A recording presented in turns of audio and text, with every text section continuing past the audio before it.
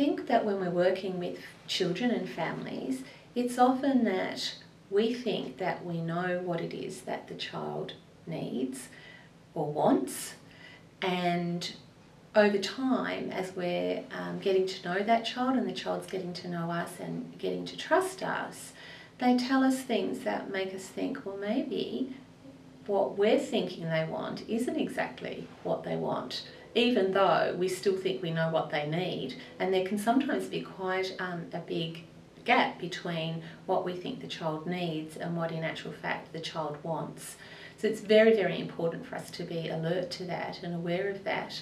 An example of a time when that happened to me was some time ago when I was providing support to a 14-year-old Aboriginal child in a country town. So the child had come from one of the communities to give evidence at a trial. She had been the victim of child sexual abuse, and there had been a lot of ramifications for that child simply in disclosing that this had happened to her.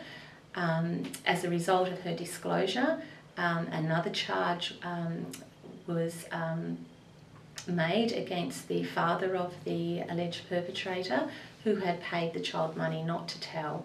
So the ramifications within her community were quite huge, and at one point the child and her grandmother had had to be accommodated in a compound where they would be safe from ramifications from the community.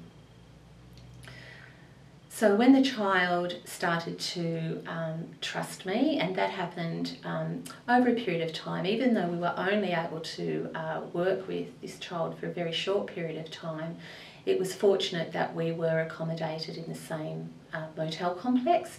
So even though I was working with the child every day, I would find it around dinner time, I'd have a knock on the door, and the child and some of her other young friends who were witnesses in this matter would turn up wanting to play cards or wanting their nails painted or just wanting to hang out in general. And that allowed, I suppose, a very different opportunity for engagement with that child and with her other friends who were witnesses.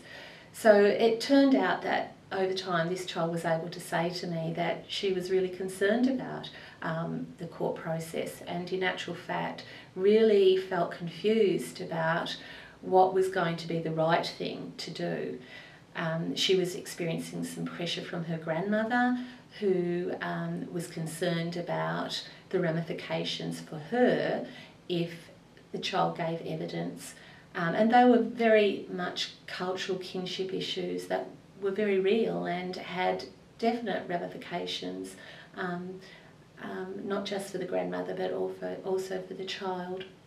For the child, she was caught between wanting to do what she felt she needed to do, that is, give evidence, stand up and say, this person did this to me and I want justice for that, but also feeling a responsibility to her grandmother and to her community. So over a period of days we were able to try and work through some of that for this child, because the important thing was, at the end of the day, it was important that this child was satisfied that she had done the right thing for her.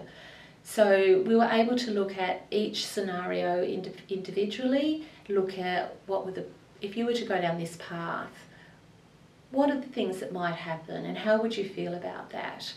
And at the end of that journey, how are you going to feel? And we were able to do that for each option that was available to her, so that she had the opportunity to work through all of that and come to an informed decision herself about the best way forward. So following that process, the child came to me and said, I can't go ahead with this, I can't give evidence.